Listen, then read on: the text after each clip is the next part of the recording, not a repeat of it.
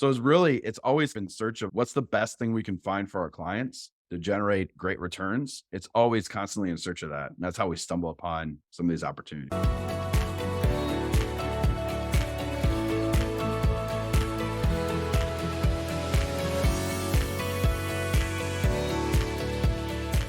Hello, everyone, and welcome to the Journey to Multifamily Millions. I'm your host, founder and CEO of Zana Investments, Tim Little. And on today's show, we have with us Brandon Bruckman.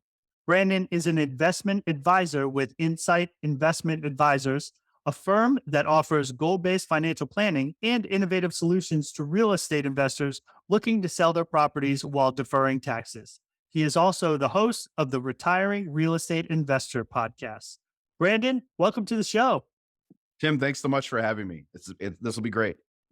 Yeah, and it's great to have you. So I gave everyone a very high-level overview of your background, but on this show, we really like to get into the details of how you got started on your journey. So please take us back to the beginning and tell us how you got to where you are today.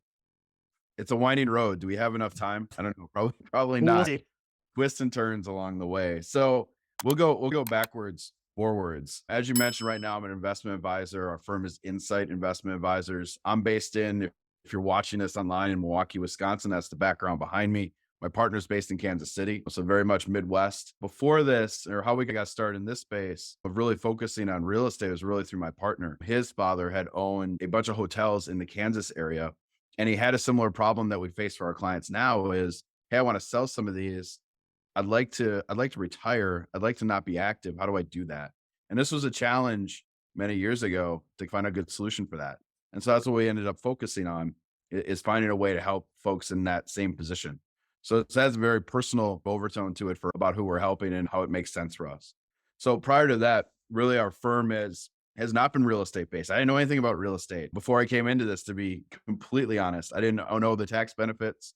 I must have skipped that day at school, or maybe they skipped that day because I didn't learn about it.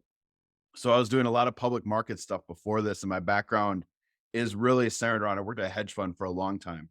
And so we've used a lot of those techniques for our other investors now investing in public markets. We borrow and steal some of those techniques to we use for our investors to help them protect their funds. But we've always been curious about new and interesting ideas in the investment space. And we find a lot of joy in researching and digging into those and finding some great solutions for our clients. That's what we love to do every day.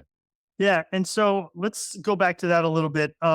At what point did you make that, I don't know, pivot, I guess I would call it, from solely focusing on the more traditional investment advising, is what I would call it, to exploring the advantages of real estate and how you could help people in that capacity?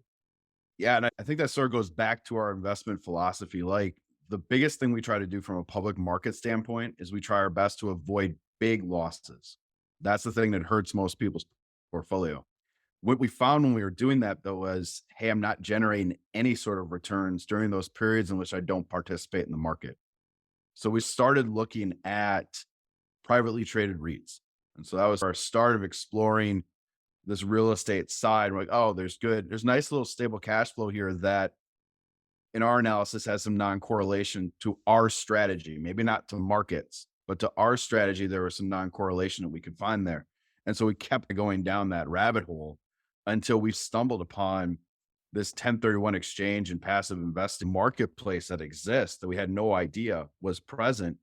And then we're marrying that up with the experience that my partner's father had. And we're going, there might be something here that we could explore as a larger business and a larger offering. So it's always in search of what's the best thing we can find for our clients to generate great returns. It's always constantly in search of that. And that's how we stumble upon some of these opportunities.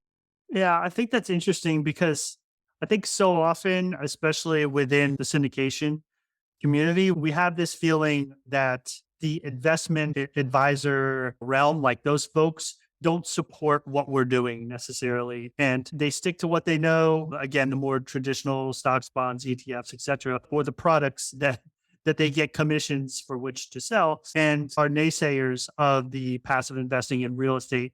Do you find that holds true, or is that just the feeling that circulates our community? I think there's a couple of different things going on there. So I think there's a registration aspect to this that the regulatory aspect to this is really important.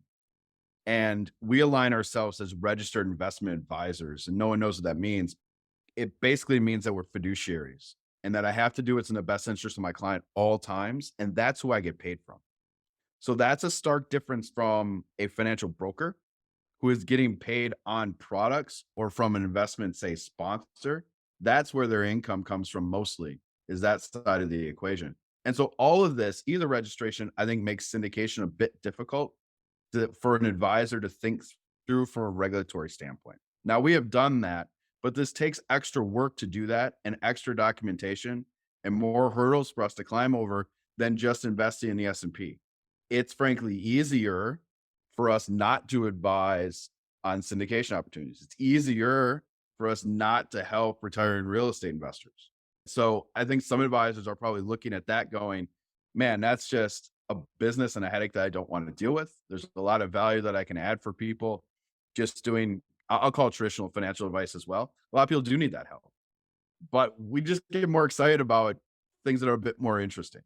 And so we have a variety of other advisors that we help and work together with their clients to go after some of these opportunities. So we're in there partnering with folks and explain how this is valuable for other peers of ours. So that's the amount of, I wouldn't say risk per se. There's a regulatory risk standpoint, I think, for advisors.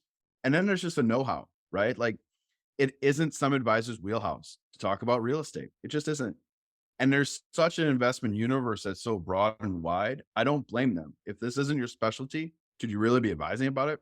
Probably not. So that makes more sense for them to partner with us, like people like us. And there are very few people like us that are going down this route. So I get where the syndication community is coming from. The financial advisor type community looks like this object in the abyss that I don't necessarily want to engage with. And they may not want to either. I think they're missing something by doing that, but there are reasons why. Yeah, no, that actually makes a lot of sense now that you explain it. It's not nefarious in intent a lot of the time. It may just be a lack of knowledge, and if they're not confident in their knowledge on any investment vehicle, why would they recommend it? Right. And 100%. then, like you said, path of least resistance, right? If what they know is just easier to do and to underwrite, etc. Yeah, in terms of use of their time, it probably makes more sense for them just to advise the products that they know and have been using and understand, et cetera. Okay, that's fair. All right. So going on to some of the ways that you do help, like real estate investors, for example, you talked about, I think it was your partner's father, and how he had a bunch of hotels. And this could be hotels, it could be houses, apartments, whatever the case may be. If someone finds themselves at a point where they're tired of necessarily like running these assets and they're ready to liquidate and move on, what are the questions that you're asking them to discern the best path forward? Yeah, and I think before we even get to that, I think it's very rare there's an awareness issue in our space. So I hear a lot of, "Hey, I'm tired of managing these properties. I'm going to sell. I'll just pay the tax and move on." And so I hear a lot of that. So there's a huge awareness aspect of, "Hey, maybe I don't need to do that." And so the questions that I'm discerning when someone does come to our door is I'm always trying to figure out from a life perspective, where are you? Are you at that point where, yes, I'm ready to, I don't even like to use the word retire, 'cause this is, they don't take that terminology well, but that's what we're talking about in essence is retiring. So I'm listening for those clues about where do you want to spend your time? Is pursuing the next best economic opportunity for you in it is a business for most of these folks in their real estate investing. Is that what you want to do with the next month of your life? And when I'm hearing it isn't, then we can start talking about that because this is definitely a transition point that we're taking people through. We're moving people. I'm taking them from an operator of their business into, I call them an asset allocator. I'm like, now you have significant wealth. You're running your own little pension endowment fund. Like the decisions you make and the way you think about this is going to change a lot. And so I want to pre-prep people about how that's going to feel and look. And so if I can get those markers of, yeah, you're ready for that, then it makes sense to proceed. It's very much a lifestyle decision that they're making. Yeah, it makes sense. Again, you're assessing where they're at in their financial journey, life journey, whatever the case may be. And I guess it goes to a lot of things when we talk about real estate. What is their key motivation, right? What are they trying to get and how can you help them get it? And so I guess, for example, I've been in that situation where I was the person who had a triplex and had done a 1031 exchange in the past. And we'll talk about those in a second. But I was just like, you know what? I want to go all in on syndications. I wanted some additional capital to be able to do that. And the 1031 at that time just didn't make the most sense for my plan, for my way ahead. And so, yeah, I took the tax hit, but I viewed it as part of an overall tax strategy of, okay, I'll have a way to offset some of that taxable event by having depreciation from one of my other investments, et cetera. So that's where I found myself. So I definitely understand what you're talking about there because it's not a one size fits all answer for this stuff. Speaking of 1031, if you could please just, and like I said, I've done one in the past, but I'm by no means an expert. If you could just walk us through the basics of a 1031 exchange, I think that'd be really helpful for the listeners. I want to comment on what you said about paying the tax because I think that's really important too. So you're right, one size does not fit all here. And once we determine that, yes, you're looking to make a transition with our potential clients, my next question is, what's your tax liability? Very often people don't know and they'll make an assumption that, yeah, I'm selling all these properties. Of course, I have a huge tax bill.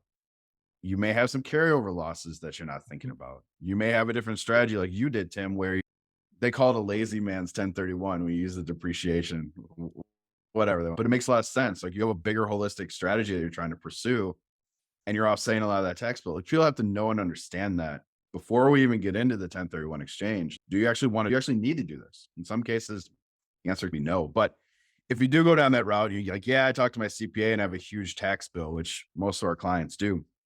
Then the first step is doing a 1031. Here's the basic steps and rules. 1031 is just a section of the IRS code, and it allows you to defer the capital gains on the sale of your property. In essence, you're doing an exchange. That's the foundation points here. And there are some very specific rules you have to follow. First and foremost is you have to have a qualified intermediary involved. What the heck is that?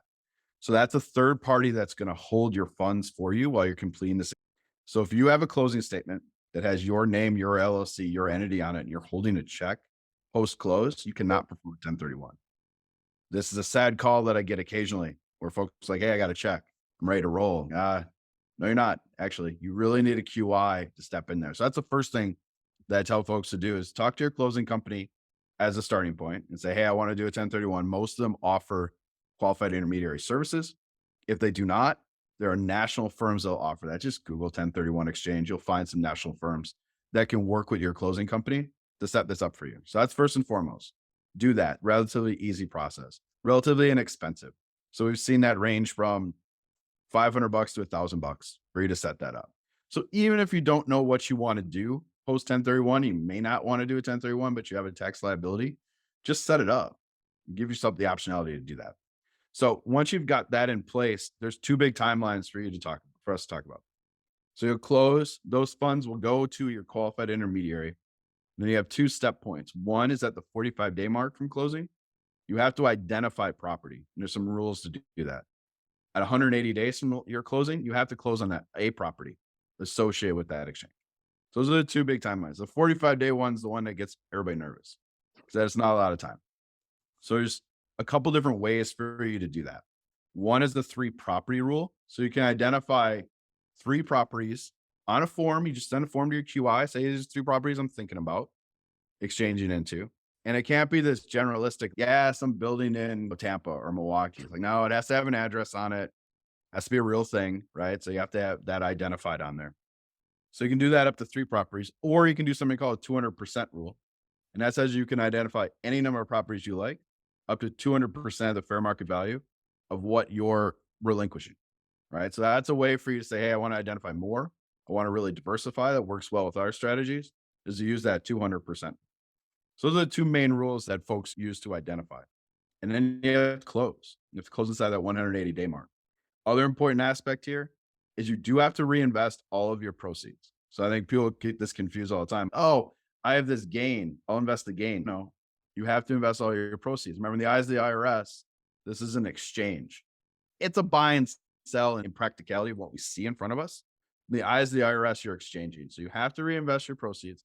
If you have debt on that property, you have to recreate the debt or you have to bring cash to that. You always have to acquire the same market value of what you relinquished or more. If you do less, which you could do, you will incur some level of tax bill in doing that. That's called a partial exchange. The remainder on that's called something called boot. The boot would be subject to tax. So again, that could be a strategy too. You're thinking about, hey, I can't find a property for say the $1 million property that I sold, but I really like this one. It's 800K. You can pursue that, but you will have some level of tax liability associated with that. Not as big as if you didn't do the exchange at all, but these are, again, one size doesn't fit all. Like you said, Tim, there's a couple different ways to do it. Those are the big, I'll stop there because those are the big rules that if people don't get right, this all goes down the drain really fast.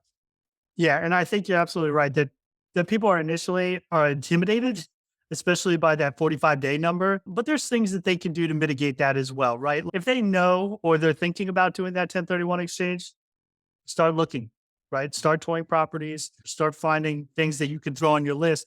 That way you don't have this feeling of angst as you're coming up on day 40 because you've already been looking at properties. Maybe you found a few. So there are ways to mitigate the concerns around that. What is a pretty short period of time to find something. And that could be more or less difficult depending on the type of property that you're exchanging. Which brings me to another point that I'd like you to get into a little bit, which is like kind exchange.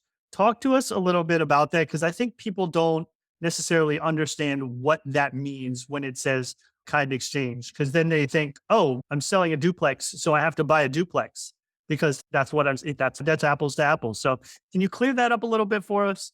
Yeah, almost any real estate investment for real estate investment is like kind. So there's no reason you can't sell that duplex and buy one of those office buildings over my shoulder.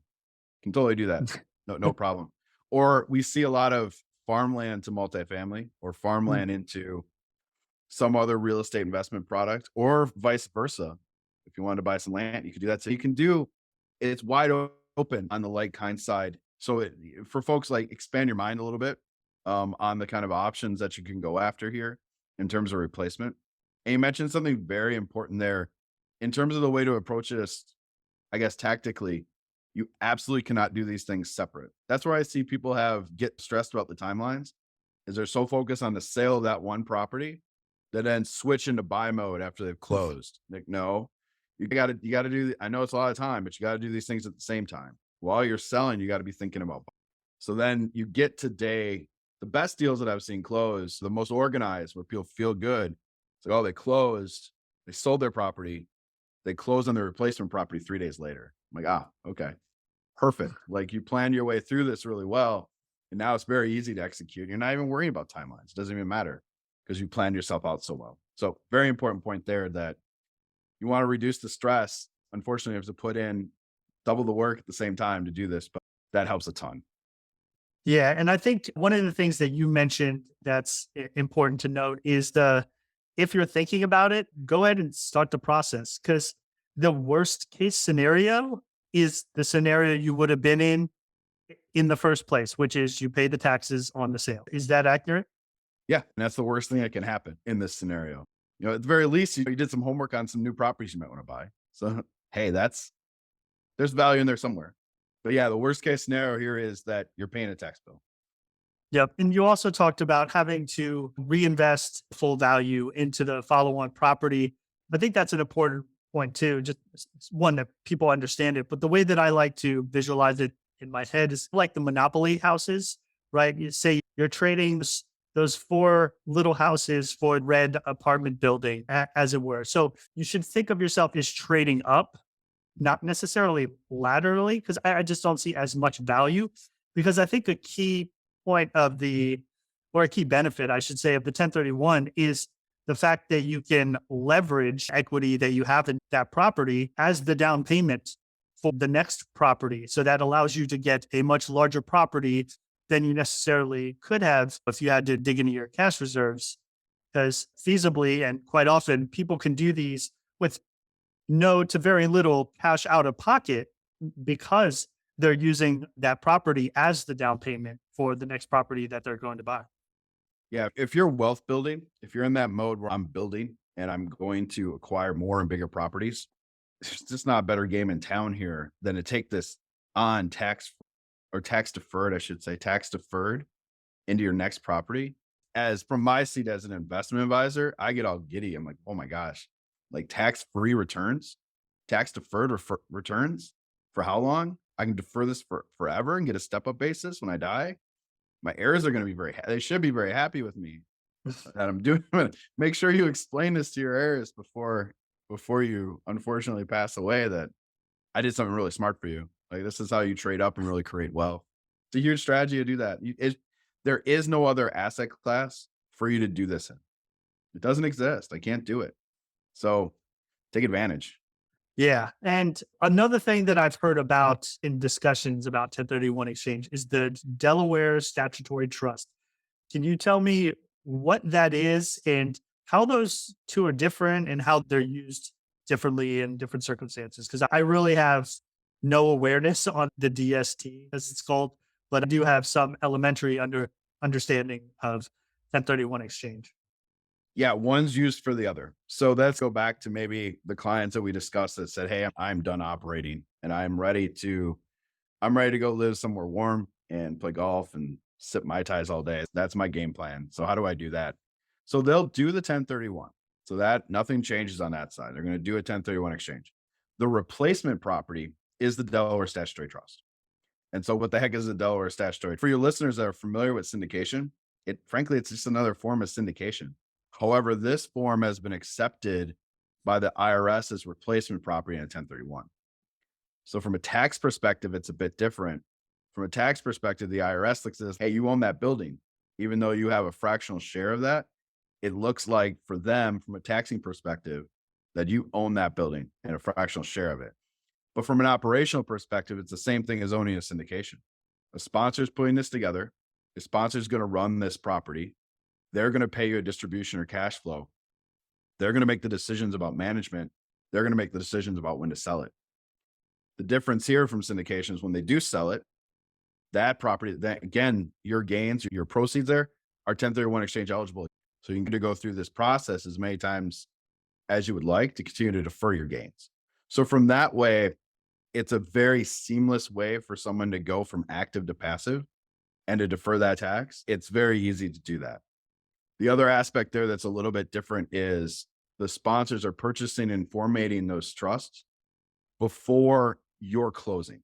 So they're waiting for you. Like, Tim, when will you have money available? Because we got investments here waiting for you. Right. So it reduces this timeline risk, goes away. And then the timeline's back to you of thinking about what decisions you want to make and what products you may want to invest in. That decision rests with you. And then the difficulty of executing that timeline is drastically reduced in this sort of setup. So the product is designed, Delaware Statutory Trust designed for the 1031 exchange investor that wants to make this easy and really wants to retire and have passivity. This is a custom made product for them. So in that example, are they treated like any other limited partner LP in that deal? Very much so. They have no decision rights in that sort of setup. They have no recourse to debt in the Delaware Statutory Trust at all. They're not subjected. The Delaware Statutory, a little bit difference here. The Delaware Statutory Trust is really a closed vehicle. So there isn't a capital call risk there. There's mechanisms to, whereas if the trust can't service debt, there's mechanisms for them to a trap door there called a springing LLC that'll actually remove the property from the trust, place it into an LLC and allow for restructuring. And we've seen the ability for folks to put that back. Now that's like level 10. So I'll stop describing that for a second, but there are mechanisms there to deal with the inability potentially to service debt, but none of it ultimately falls back on the investor. So that's an important aspect. So they're not typically subject to capital calls in that structure. So a little bit different from the syndication. But for me as an investor, and we've invested in both personally, it feels the exact same way. Here comes a check every month. Here's an update on the property. Not much for me to do, a lot for the sponsor to do. So very similar in that way. Yeah, and that's interesting because I've done several syndications myself and heard about other ones. I haven't done 1031 investors in any of the ones that I've been on, but the most common way that I hear that they get involved is through a tenant in common. And I know that can be somewhat onerous for the sponsors. And so it's one of those situations where, yeah, we can do it. And if they do, it's usually at a certain threshold, right? If they're bringing $1 million to the table through their 1031, then they'll be willing to do it because of the additional work involved. Can you talk about that and how that differs from the Delaware statutory trusts? Yeah, I'll talk about it from an investor's perspective. So, from the investor side, and tenant in common is really the precursor to Delaware Statutory Trust. So, if you wanted to get passive prior to 2004, is when Delaware Statutory Trust came into life, tenant in common was your only game in town. And so the differences in that are on the tenant in common side, you can have up to 30 investors in a tenant in common agreement. You have many more in the Delaware Statutory Trust side. But the big difference there, I think, for the passive investor that we've seen is there is typically recourse to debt in the tenant in common agreement or arrangement. So they do have to sign on a personal basis for the debt on that side, as opposed to Delaware Statutory Trust where they don't. And if I understand well from a lot of the syndication deals, the TIC investor is sitting at the general partner level. And so there's different decision rights there that that investor is granted at that level that they're not in other syndications. So that can be, I think that's a hang up a little bit from our perspective from the sponsor side. And frankly, when I talk to a lot of our investors and explain to them that, yes, you will have some decision rights here, a lot of them don't even want it. These folks don't want to make decisions. They want great sponsors to make decisions and choices and send them a check. So I think that can work for some of our investors that I think do have sizable amounts they want to place in a single deal and they really like that deal and that sponsor. Those are things that we're not uncomfortable recommending at all. I struggle to see a bit of a fit there. And I do feel like how you described it, Tim, that sponsors like, yeah, we can do it, but we probably prefer not to. So there it feels like the square peg and round hole sort of situation a little. And so we've typically in the past, it's been rare that we've recommended that. Instead, we're still looking at the ease of using the Delaware Statutory Trust. And then the minimums there too. Like we don't need to put $1 million in a DST, 100K minimums there. So a lot of our investors will look at that and go, I want to diversify. And we got to spend time figuring out what that means for them. But they'll hey, I don't know if I want to put $1 million in the deal. And we may look at their holistic financial picture and go, yeah, I don't know if you want to do that either. I'd feel more comfortable if you had a little bit more spread risk. So I'm wandering through this now. No, Thought it's about this good. a lot. Yeah, you hit a couple of different elements. I think the key takeaway from my perspective is that if I'm looking at these two different vehicles, for lack of a better word, then tenant in common is more of a general partner play. So that person is going to have to be brought in at the general partner level. It will have decision making rights and good or bad, depending on the individual's perspective. Maybe they want to have more control. And so that gives them the ability to do that. And maybe the sponsors do or don't want that individual to have that much control. So that could be a positive or a negative from their side as well. So I certainly see more scrutiny on whether or not to do that and why it would need to be more worth their while in order to bring a tick in versus the Delaware Statutory Trust, which for all intents and purposes is really just another passive investor.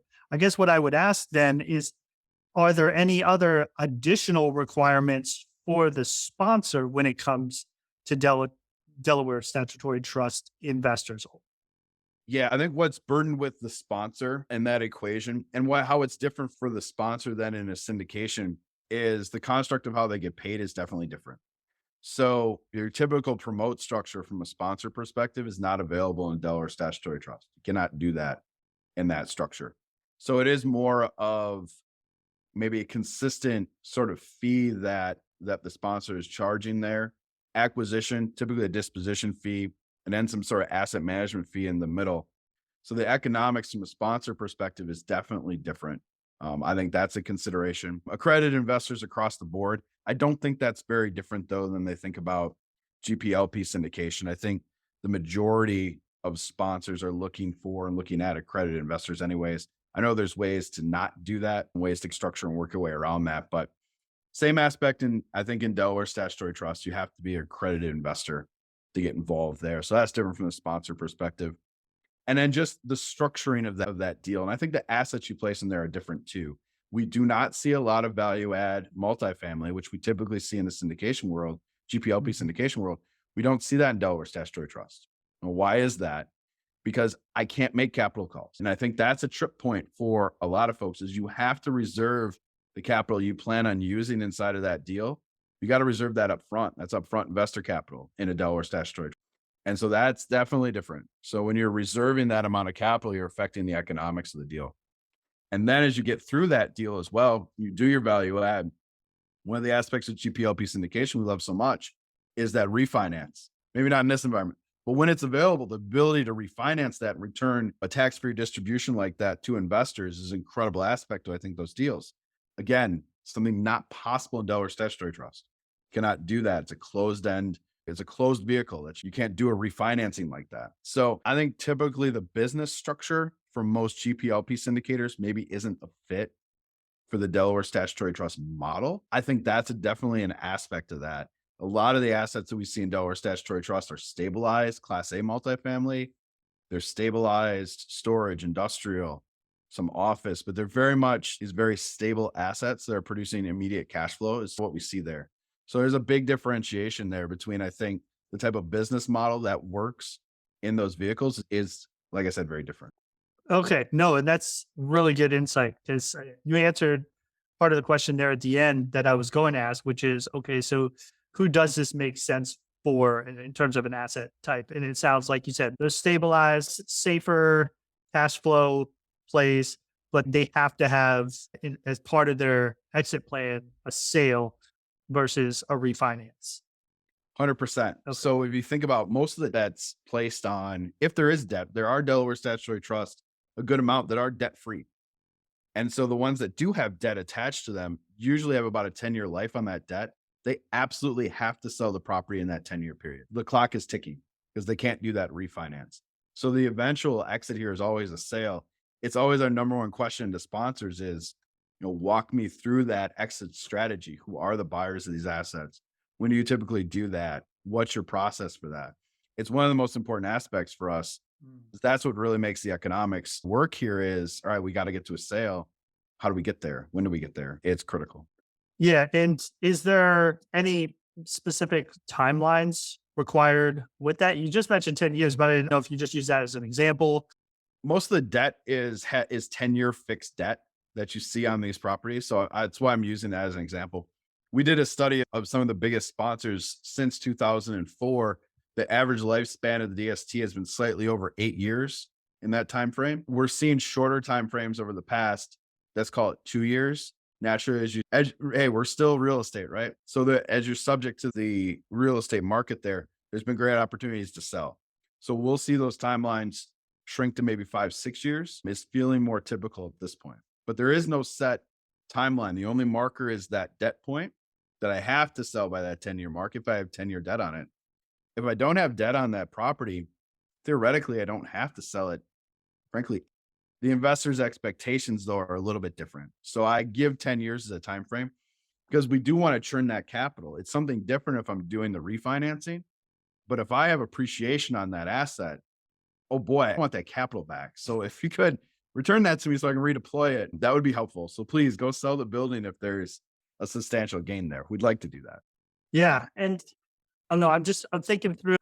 I guess how many exits would someone see if they're only doing this every 8 years? These are pretty long timelines, so I don't want to say it's set it and forget it. But once they find something that they're confident in, sure. They're you said they're still getting like the investor updates and stuff like that, so they're still tracking it like they would any other passive investment. And then they just after a deal exits, they just find another deal. Yeah, we start over again. So we're Okay. back to square one. Yeah, we do it. We'll do a 1031 exchange. We'll get a QI. We'll go through that process. We're usually informed by sponsors' intent to sell probably about 30 to 60 days before they're actually gone through this process and executed. So there's plenty of time for us to start thinking about what they want to do as a replacement. And there's nothing precluding them from doing the 1031 exchange and saying, you know what? I actually do want to go buy a new building that I manage. You can totally do that. So you really are back to square one and making a decision about what you want to do after that 6, 8, 10-year period. Most folks are going to want to are like, hey, actually, this passive income's all right. So most folks are looking to roll again into another DST, but your options are wide open. Now, I guess the last question I have on this, is there a minimum amount that for it to make sense to set up a DST? And is there a cost associated with initially setting up that DST in the first place? So again, going back to my first question of at what point, what is the threshold for where it does make sense to set one up? Yeah, from a sponsor perspective, they're incurring some of those setup costs. Some are passing their way through to the investor. But the sponsor, if a new sponsor, that's what you mean to get into this business, is definitely spending a significant amount of upfront cash out of their pocket to get the right lawyer and legal documents in place. A big aspect of our space is third party reporting that falls on them from a sponsor and from a buy deal basis that they're typically paying for.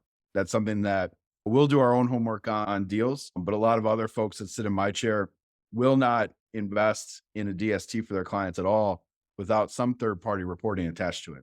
So I say all that in that from a sponsor perspective, there's an upfront cost for someone to break into this. And so if you have other syndicators listening to this going, hey, I actually have some deals we've stabilized, and this could be very interesting for us to bring another set of investors to that property. And I think that's a great play, but you should really go in eyes wide open. From my perspective, if I was a sponsor and I was like, yeah, I want to break into this space, I would make sure that I have 5 to 10 deals in my mind that I could do this with so I can scale against that fixed cost that I'm incurring up front, if that makes sense. Like you want to make a decision. This isn't a one-off decision as a sponsor.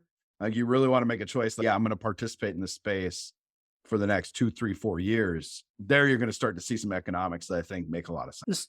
Okay, so it almost becomes like a specialization at that point to where they can be that sponsor who does the DST. So they could take advantage of the scale, as it were, of getting most of those folks who are looking to do it.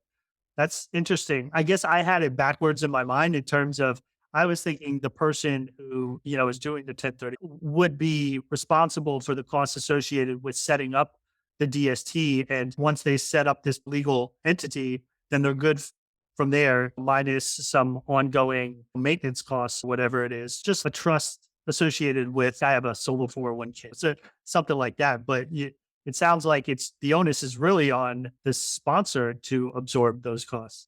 Yeah, the onus is on the sponsor to formulate this vehicle for investment. And so from the investor perspective, they don't have to worry about setting up anything. There's Nice. nothing for them to set up or do. It's the same way as they would invest in a GPLP deal as a limited partner. Same sort of process here. The only things for them to do is to really fill out docs and have their QI wire a check. That's the extent of what the investor needs to do to get involved here. So yeah, nothing for them to set up. I think more of their decision making is back to what we talked about with what is your gain and what are the economics associated with you deferring that? And does this make sense for you in terms of your economics and your lifestyle? Those are the questions they have to answer. The formulation of the trust is all on the sponsor to do properly and to be ready for investors. Okay, great. So going back to that investor's perspective, then, assuming they're thinking of this 1031 in the same terms that they always would, 45 days, etc., what they really need to be doing is searching out for those sponsors who are doing these types of deals that already have ST set up or are willing to do it. So that's what they need to focus on from their perspective, it sounds like. 100%. Yeah. And that's a lot. And that's where we step in, right? So it's my job to communicate with, there's about 40 sponsors in this space that are actively doing deals. My job to know who they are, bring those to our investors, and for us to evaluate what's good, bad, and indifferent, and then make recommendations on what fits for them. That's on us to do. So this makes it a little bit easier for the investor to start thinking about, yeah, you can focus a bit more on your sale if you want to go down this route. Because I really don't need 45 days to explain this to you. Like we can do this in an afternoon. You can probably make a decision in a week. We'll have docs filled out and we're off and running. It doesn't take us long to figure this out. Wow. Okay. Well, so this has all been super interesting, but we do need to transition into the turbo round. I'm All ready. right. So I'm gonna ask you 3 questions that I ask every guest that I have on the show. Just ask that you answer them honestly and quickly. So here is the first one. What is one red flag every investor should look out for? Oh boy. I think the first place I'm telling folks to look and the catch-all is track record. Show me a track record and verify that if you can with references, verify that with a third party in some cases, but there's a lot to be said there. And if you can dig inside that track record I'm actually looking for things that didn't go exactly right. And I want to understand how that sponsor did that. How'd you deal with that? And work your way through that. Because inevitably, if you do enough deals, kind of just math, something isn't going to go perfect. This is a hard business, right? So I want to know how you deal with that. That's the first thing that I would look at in that. Yeah, and I would say pretty much every deal, not just eventually. Like there's always something that doesn't go exactly how you planned, whether it's a pandemic or an unexpected cost or etc. No, that makes a whole lot of sense.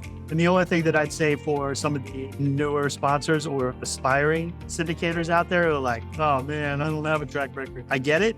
But what you need to do is rely on the experience of the team that you're a part of who does have that track record and kind of latch on to them in their experience so that you get that credibility when trying to break into the space. 100%. And I'm not against new sponsors either. And that's exactly what I want to hear is, okay, fine. Then tell me how this is going to work.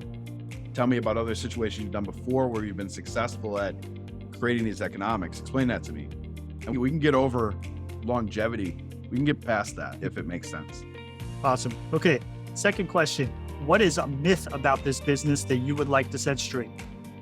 Where do I start on the real estate side? You said quickly, so I'm going to go faster. I have a problem with current day, the buy real estate and don't wait to buy real estate. I have a problem with this mentality and mindset that we're zealots for one asset class, regardless of economic conditions. I have an issue with that. So I'm more than comfortable doing any deal in sort of any asset class in any space if it makes sense. But please don't tell me there's only one way to go. There's so many different ways to skin this cat. And there are times that every strategy, even our strategies, don't work as well. It's just what it is. And so I like a little bit more honesty in our space on that would be great. I get where people are coming from, but come on, you can't tell me that you wouldn't rather have bought multifamily 5 years ago. Of course you would. No, that makes sense. I see it on all sides, the tribalism within asset classes, right? All right, third one. What does success look like to you? So for me, I think a lot about, I have 3 children. And so I think a lot about what that looks like that I leave to them and how I give them advantages and what I'm able to build for them moving forward. And so that's successful to me, and not even in a financial aspect. I want them to be able to be adults in this world and make a way for themselves too. And if I can help support that with, if it's personal support or with what I'm able to leave them, that to me, that's successful. But I think that's different for all people. So I encourage folks to spend some time thinking about what does that really mean? Because gosh, it could mean anything, but it's got to mean something. So figure out what that means for you. For me, it's can I build legacy, and can they build legacy for their kids? That would make me very happy. Yeah, absolutely. I attribute it, like you said, it's not just the hard financial aspect. It's what lessons can we pass on to them, because people can't take away education, right? They can always lose money, but once you have that education, you should be able to bounce back. All right. Hey, Brandon, I know that I've learned a ton today, so hopefully the listeners did as well. Please tell our guests how they can get a hold of you and if there's anything else that you'd like to share with them. No, this has been great. Thank you so much, Tim. Yeah, a couple different ways. Investwithinsight.com is the website. So encourage folks to go there. I'm easy to find on LinkedIn, Brandon Bruckman, simple stuff. And then, yeah, please listen to the podcast, the Retired Real Estate Investor Podcast. We just got started. You can find that on a podcast platform. We're having a ton of fun there. So encourage people to listen to that as well. All right. Yeah, I'll definitely be booking with you since we had so much fun today. Yes. All right. We'll have all that information in the show notes for you. I definitely appreciate you coming on, and I look forward to continuing to see you do big things on your journey to multifamily millions. Thanks. Thank you so much, Tim.